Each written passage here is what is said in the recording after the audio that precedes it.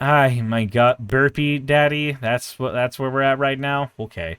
Unfortunately, I do have to actually talk about a very, very cringy father. An incredibly cringy father, in fact.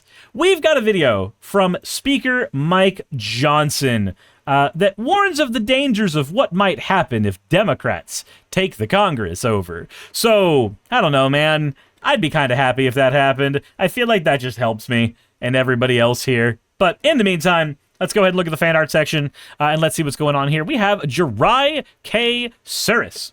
I do not know what any of those mean. I know Jirai, but Jirai, spelled that way, I associate with Tenchi Muyo and the royals of Jirai. But, you know what? It is cute. And that's all that matters. That is the only thing that matters sometimes in the world. So, as always, everything that's being submitted right now is being submitted into the fan art contest section of the Discord. If you want your fan art to be shown in a future video, drop it into the fan art section of the Discord. With that said, let's go ahead and get right into the video proper and see what's got Mike Johnson's panties in a twast. Thank you so much. It is, boy, I have to turn the mic lower than Ralph. This is, I want y'all to know I was 4 inches taller when I became Speaker of the House. They have beat me down mercilessly, but I am still fighting because we're in this together. Thank you. Thank you for being here today. I mean, I guess that was an okay bit of humor, but like the last time I tried something like that, I was told to stop live by a friend holding a mic. I am so grateful to the Faith and Freedom Coalition. I cannot tell you what an inspiration and example Ralph Reed has been for me, for so many years, and I know to all of you as well. And this coalition, this group, as you know, you are the backbone of the conservative movement. I mean, we would not be in the majority right now if it were not for you. That is a true statement. That's just, I know. We all know. So, for those who don't know, the Faith and Freedom Coalition, the FFC, is a conservative political advocacy non-profit. They were founded in 2009 by Ralph Reed, who he was mentioning before, and they wanted it to be a bridge between evangelical voters and the at the time relevant Tea Party movement. They were major supporters of Mitt Romney's campaign back there. They are against abortion. They are against medical marijuana. They are against same-sex marriage. But then they claimed they want limited government. So I don't know, man. Every single time I see somebody say that they want limited government, they always start with like, here's all the things I think the government should tell you whether or not you're allowed to do. And then, yes, limited government. Sure, why not? That is, how? How? It's not limited government at that point. Unless it's just limited to where my fucking bedroom is. Oh, they're also really, really big on Israel. That's another thing to probably know about the Faith and Freedom Coalition. Since 2009, they have steadily been growing a lot of power, and they are really big on Israel. I don't know the exact number, but it's somewhere north of 10 million doors that were knocked on for the 2024 election. We do this together. It is a grassroots effort and operation, and it could not happen without everybody in this room and your faith and your persistence and your faithfulness. Psalm 11:3 says that the foundations be destroyed, what will the righteous do? That is not a rhetorical question for you and me. It's one we have to answer right now. And I've been more animated than usual this week because of the... He's more animated than usual because his son has been commenting on his porn. For those who don't know, Mike Johnson and his son are both people who have an app on their phones that is supposed to allow them to see each other's porn history. Ostensibly, this is to make sure that neither of them are looking up the porns, but like, I don't know, incognito tabs exist, and proxies exist, and VPNs exist, and computers exist, and we got plenty of ways to do it. Yep, it's called Covenant Eyes. You guys didn't know that? Yeah, no. They both have they both have an app called Covenant Eyes.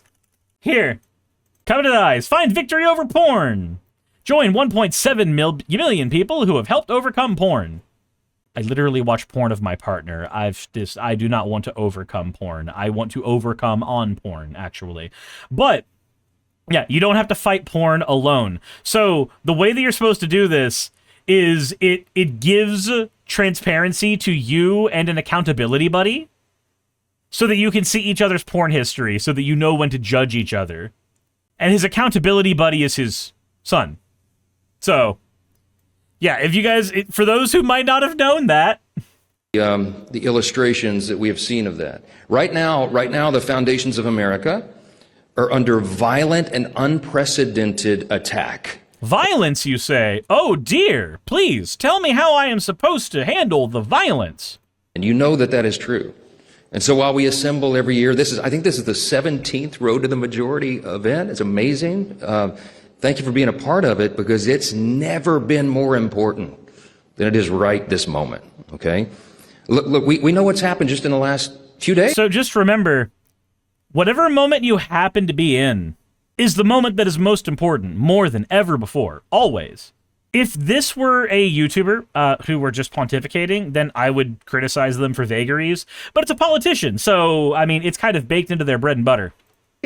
Earlier this week, you saw the election results in New York City and a couple of other places around the country. No, the speaker's job is a unique one. So, the election results that showed that people that Mamdani liked and people that the DSA supported were overwhelmingly winning. Yeah, those ones? Because when I'm not here and we're not, in session voting, leading the legislative agenda, the legislative branch, the speaker is supposed to be on the road, because the speaker's in charge of the whole map. To keep the majority, you're the leader of the party and the major fundraiser for the legislative branch, and you got to get out and travel. So I go all around the country, and I go to the blue states and the swing districts, and just endlessly traveling. And I have been seeing this for a long time, and I've been saying for a long time, this midterm is going to be unlike any in history. There is a dangerous... It's always going to be unlike any in history. Every single time. It's always the most important one. It's always the one that needs to be paid attention to the most, because it's the one happening right now. Every time. This trend going on in the country right now. And the best way to describe what I've seen is, I've said there's just little mini Mamdanis popping up all around the country. Good. Running for Congress. Now, I started saying this many months ago, and everybody like, no, that's not. Yes, well, you just saw it. And we cannot look the other way. You cannot take this for granted. It's a serious threat, my friends. They are panicking. Mini Mamdanis. That's their rhetoric right now. They are panicking about Zoran Mamdani because there are people who are emulating him. Remember when he got elected? And one of the main things that was talked about was that the Democratic Party on the whole tends to take whatever tact worked in New York City, because it's really emblematic of the rest of the country, because it's a very big melting pot. They would use whatever strategy was emblematic in New York City and would start emulating it across the country. That seems to be what is happening, and it is making them panic. It turns out that telling people that, hey, we're going to start taking care of your food and healthcare and transportation and, all the things that you pay taxes for in the first place, we're going to actually start providing those things. Wow. Fantastic. Sevi says, poor choice on the whole. I know what I said. And thanks to Covenant Eyes, so does his son.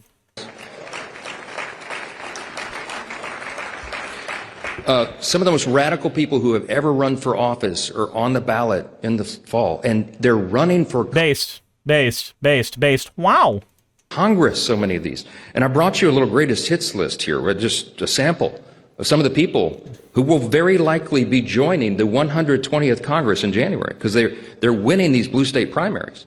Let me tell you something. The danger that we have right now is that the energy, the excitement, the grassroots operation, the money is on the side of the insurgent left, and they are openly running as Marxists. The money is on the side of the insurgent left. The money is. The money? How? You have Elon Musk. You have Jeff Bezos. You have the leaders of every social media country and every fucking tech billionaire. All of them. Those are all on your side. What the fuck are you talking about? Is communist for Congress side of the insurgent left, and they are openly running as Marxist communists for Congress. All right, cool. Let's get a couple things out of the way. A Marxist is not a communist. A Marxist is somebody for whom the lens of Marxism is a way that they view the world. That does not a communist make? A communist is somebody who, potentially through Marxism, believes in a stateless, classless, moneyless society of some form or fashion. Now, I don't know if he can do this, but do y'all think that this guy right here, that Mike Johnson, could tell us exactly which politician is advocating for a classless, stateless, moneyless society right now? Because I don't think you're going to find one. Because I don't think that in the modern era, they exist. Not in any way that really matters. Maybe I'm incorrect there.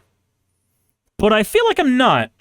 When Ronald Reagan was in this very building, decades ago, he talked about the threat of communism. He was referencing something happening as a threat overseas. It's now on our own shores.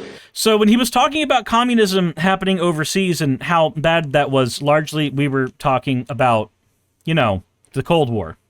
That's largely what we were worried about. At least, fairly certain. Let's see here. Reagan years. 1989. Okay. Cold War years. Just to double check. 1947 to 1991. Yeah, he's largely talking about the Iron Curtain and the communism that is happening over in what we now know as Russia. That's what he was worried about back then. And now he's saying, oh, it's happening over on our shores. Again, where is the classless, moneyless society thing happening over here? And what was happening over there was communism in the same way that China has communism, because China doesn't have communism. They have state capitalism. They have private industries that are overseen by the state. That is state capitalism. That's what Tencent is. It is a private, but technically owned by the state, company. Unlike in the United States, where we just have private companies versus government entities. China has a communist party, but that does not mean they are communist. Same thing with the USSR. I very, very much hesitate to call that communism. I don't think we have the technology to truly actually enact communism in any way that we understand it at scale right now. That may change in a few years. I hope it does. If the material conditions get to the point where, we can guaranteed say that resources are abundant enough that this is practical, then fantastic. Said we're not talking about North Korea either. Nope. We're not talking about the Democratic Republic of North Korea that is neither democratic nor a republic. We are not talking about any of that. In our own homeland. Listen to some of these examples. This is candidate Wang in California refuses to say the Pledge of Allegiance. Homaway in New Jersey. Why does that matter? I'm just curious. Like the Pledge of Allegiance is largely a symbolic gesture that can be seen as something very akin to cult behavior. So why do I care if somebody is willing to say the Pledge of Allegiance? Other than because it justifies your opinion on how culty I should act in the United States. I'm sorry, I don't see a reason to give a shit at all. If I'm not happy with how my country is operating, then I live in America, sir. This is the land of the free. I should be allowed to voice that disdain. And if voicing that disdain comes in the form of not saying the Pledge of fucking Allegiance, boy howdy, that is the least of the things it could be. That is the absolute minimum someone could do to be considered, insurgent to America? As ties to Al-Qaeda and other terrorist organizations. Hold on. In New Jersey refuses to say the Pledge of Allegiance. Homaway in New Jersey has ties to Al-Qaeda and other terrorist organizations. Chevalier in New York, she's becoming famous. That was one of Mom Don's. Adam Homaway, Al-Qaeda. He is an Egyptian-born U.S. Army veteran. I don't think he has ties to Al-Qaeda the way you're thinking. In the 1990s, he had associations with Omar Abdel Rahman, which was the mastermind behind the 1993 World Trade Center bombing. He traveled with the cleric, translated for him, and testified as a defense witness on his behalf during his trial.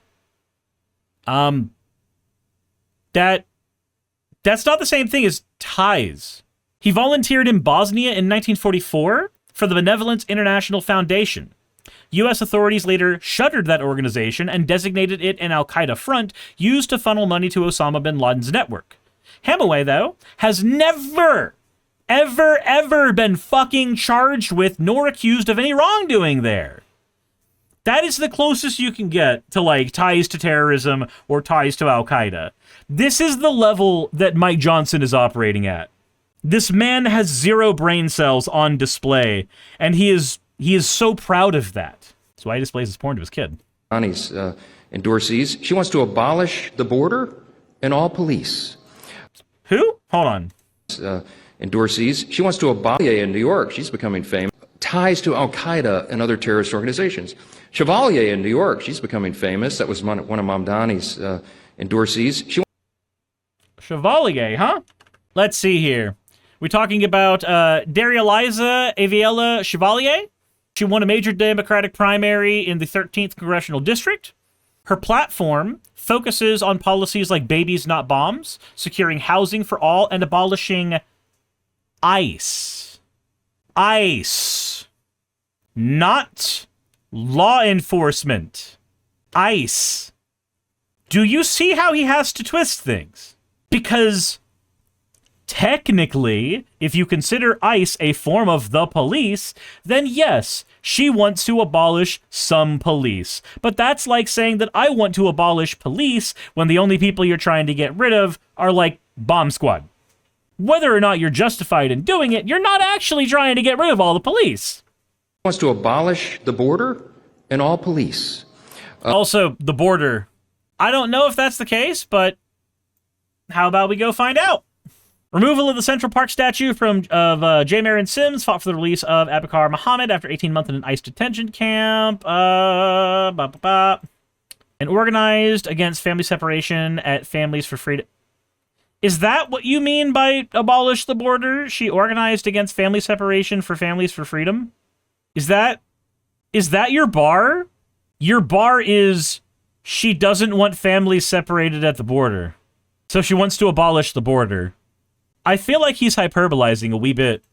If you haven't subscribed already, please consider doing so. And if you haven't checked out the secondary channel, then please go check that out as well. I also have a channel called Third Space Arcade, where we're talking video games and all kinds of stuff with a ton of other progressive content creators. And if you want to catch me live, I am on Twitch at Suris and over on YouTube at Suris Live if you are a vertical viewer. And if card games are more your thing, then please check out Suris MTG, where I talk about Magic the Gathering and Riftbound. And more than anything, thank you for tolerating this little ad in the middle of this. It means the world to me. Mendoza of Arizona wants to decriminalize trans prostitution. You didn't know that was a thing? Prostitution shouldn't be criminal. I'm sorry, but no. Let's talk about that real quick. Let's talk about that. Prostitution specifically. And we could talk about sex work broadly, but let's talk about prostitution specifically. If you are in a position where you feel like you need to sell your body in order to survive, what options do you have when the United States government makes that illegal? What options are left for you at that point? When something you should own, you own your body. There is nobody who should have any ownership over your body.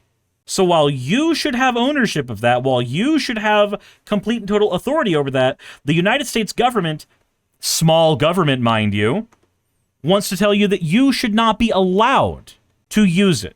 You should not be allowed to use your body. Whether you agree with prostitution, whether you think that it is a safe or unsafe practice, it's not a safe practice, by the way, whether you agree or disagree with sex work, we can at least agree that all labor is selling your body for profit. Right? That's what it is.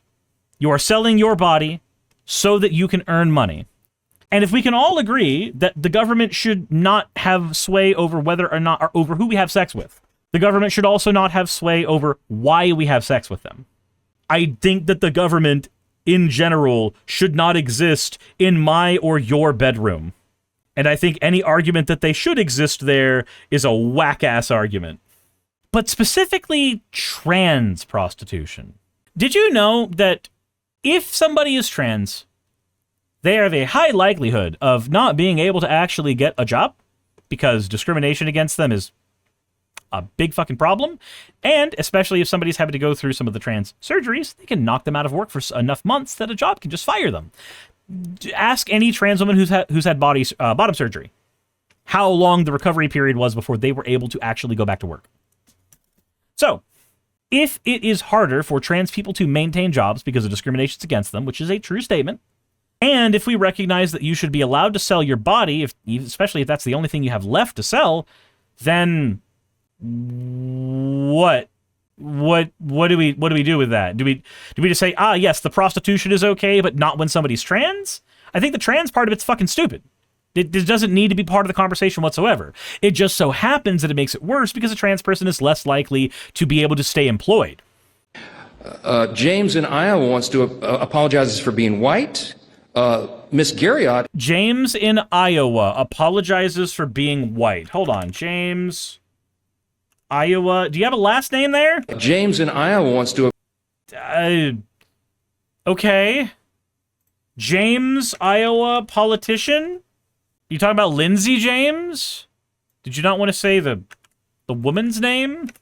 Okay, so here's Republican news. Says that she apologizes for being white. So let's see how that apology looks. I am a white, cisgendered, able-bodied, middle-class, college-educated American. There is no doubt that I have worked hard to get where I am in my life, but I have also benefited greatly from privilege.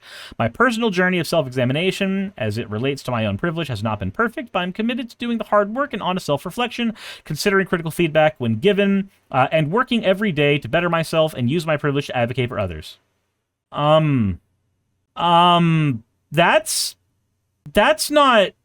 That's not apologizing for being white. What? Mike, is every word out of your mouth a fucking lie? Not once, for any of the politicians you have named that I have looked up, have said the things you said they did. That is not, I apologize for being white. That is, hey, I recognize that my position in life was a little better than some others. I'm going to try to elevate people. That's no different than somebody saying, hey, I grew up rich, so I'm a little more privileged than people. I'm going to try to use that to help people. Jenna says, why yes, every word that comes out of his mouth is a lie. Good thing lying isn't against one of the commandments. You're right. Lying is not against one of the commandments. That commandment gets commonly misinterpreted because that commandment says that you are not allowed to bear false witness against your neighbor, which means that in a court of law, you cannot lie about somebody, but it says nothing about lying in general. All right. Are we just going to keep naming names and getting shit wrong? Because I'm going to start skipping ahead. Apologizes for being white. Miss Garriott in Iowa performed a Satanist wedding. Who cares? Oh, no. A different religion than mine with a spooky name that you didn't even say whether it was the temple or the church of Satan, by the way, because that actually factors into whether or not they give a shit about a god. So, oh no, a woman did a marriage for somebody who has a different religion than Christian. Oh no, scandal. Who the fuck gives a shit? Why does any of this matter? Yeah, these are congressional candidates. Bennett, New Jersey, stopped going to church, quote, because Trump voters were there. Okay. And what? Yeah, you are not obligated to go to a place that makes you uncomfortable. Are we making church mandatory now? Like what is the point of any of this? The insurgent left is taking over. Now listen, I don't know if you've seen this and if anybody shared it from the podium, and if they have, forgive me for repeating it. But the DSA, the Democrat Socialists of America, it sounds so innocuous, doesn't it? No, it doesn't. What the fuck does that even mean? Don't say that. This is their platform. Listen, this is actually quotes from their platform that they published, I think, about a day or two ago. Don't even. I'll start grabbing shit from Project 2025. It is so easy. It is so easy to just do the whataboutism on this one. But we're not going to do that. We're just going to listen to him. You can find this on the internet. Okay, here's just a sample of what they're about. They put this on paper. They're saying the quiet things out loud. Fucking say it, you absolute fucking bellend! Abolish the Electoral College, replace the two-party system with a... Okay, yeah, those are both good things. The Electoral College largely is a thing that we have used historically to gerrymander more than anything. Yeah, cool, get rid of it. Abolish the two-party system. Good. Why do you need a two-party system? A two-party system means that people end up having to fucking fight each other and get jammed into these big fucking broad categories like everything's black and white, good or evil. That's not how the world works. Why is it how our politics work? Multi-party democracy. That's, yeah, a multi-party democracy. You know, like fucking Australia has, or Germany has, or the UK has. Why is that bad? Expand the House of Representatives. Implement proportional representation. Do you know why you want to expand the House of Representatives? Because historically, the House of Representatives is the House of the poor people, and the Senate is supposed to be the House of the rich. It was supposed to be that the aristocracy and the nobles had the Senate, and that's why they had the filibuster, because those motherfuckers had the time for a filibuster. The House, on the other hand, was supposed to be the common folk, the representations of people who had regular 9 to fucking 5s, and that's why they didn't have a filibuster, because they didn't have the fucking time for a filibuster, because they had to go back to fucking work, unlike fucking rich people, you absolute idiot. So of course they want to expand the House of Representatives, because the House of Representatives are the people of the fucking people. Anyway. And ranked choice voting in all elections. Yeah, that's just a good thing. But who is his entire platform just, oh, this thing is new and different? I'm scared. Establish public ownership of the largest corporations. Good. Elon Musk doesn't need to be a trillionaire. Jeff Bezos does not need to be in control of all commerce. Facebook should not be in control of the market square. Those are good things. Essential industries to ensure democratic control and accountability to the people. Yeah, that's good. Why do you suck the dicks of rich people? Why does it matter?